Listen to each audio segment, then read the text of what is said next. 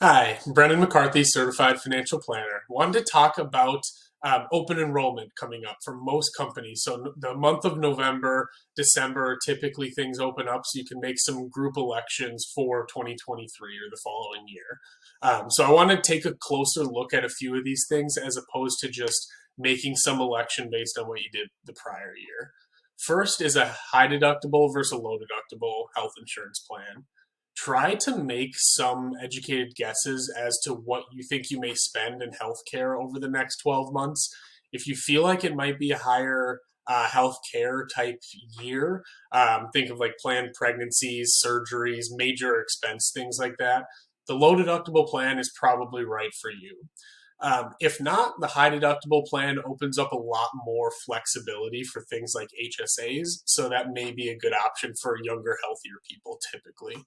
So let's talk about the health savings account. The HSA is the only account type where you can save money on a pre tax basis and immediately use those funds tax free for qualified healthcare expenses. So it's the same tax benefit as putting money into your 401k, but you can use that money immediately if needed. So it's actually a better account than your 401k is, even. If you don't feel like you have a significant need for healthcare, like I said before, the electing that high deductible plan may be smart for you because then you can use the HSA and you can save money on a pre-tax basis like that. It's a no-brainer because it's the best tax preferred account available.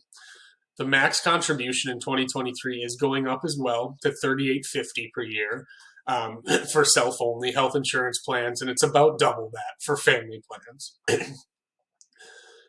Flex spending account. So if you are stuck or you want to use the lower deductible plan and you're no longer eligible for an HSA, FSAs may be an option for you if your company offers that.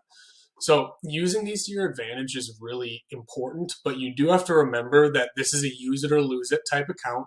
So you're going to save money into it. And if you don't use those funds over the 12 months, then they disappear. FSAs are great for those low deductible plans, people who are ineligible for HSAs, and or think about parents like myself who have young children in daycare. Often companies offer what's called a dependent care FSA.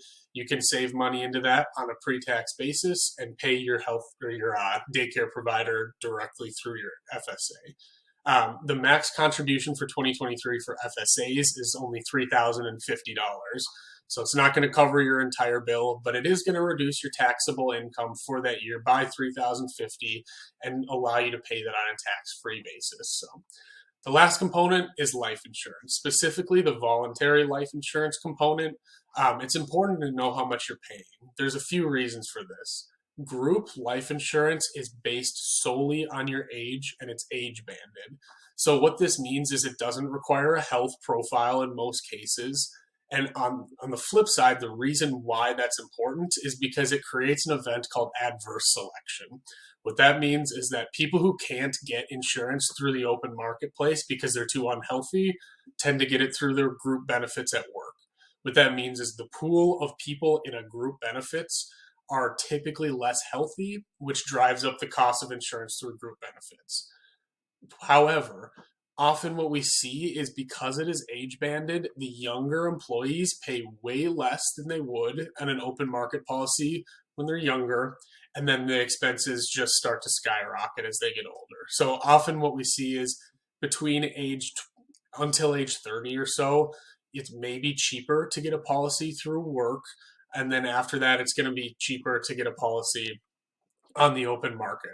However, locking yourself in with a term insurance policy at age 25, for example, may be smart because you would probably pay thousands of dollars less over a 20 or 30-year period locking yourself in at that age. So it's important to take a look at that if you need the insurance.